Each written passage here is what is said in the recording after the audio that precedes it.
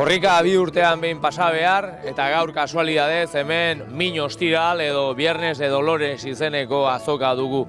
Ea animaliek zer inspiratzen diguten.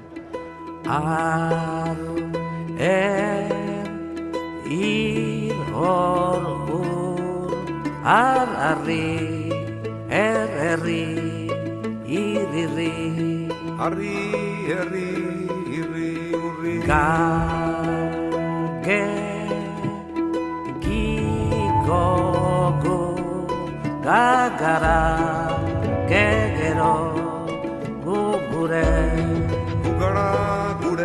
gero.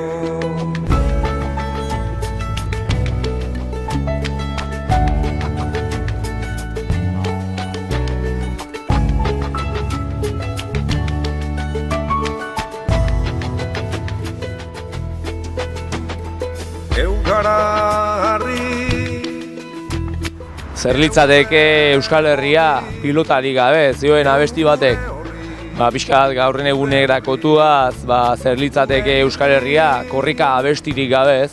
Edizio kanta horiek gure ereserki bilakatu izan dira, berezeki kilometroak eta kilometroak korrika dabiltzan horiek eta bereziki furgonetan doazenek hartu dituztelako kanta horiek beraien ADN-ean, ez?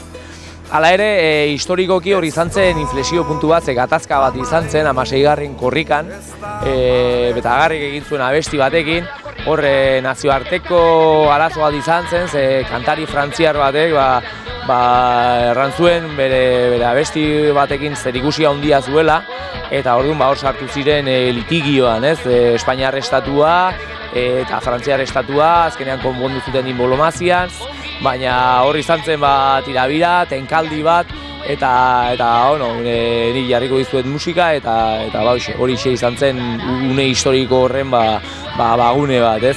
Eta entzun dezagun.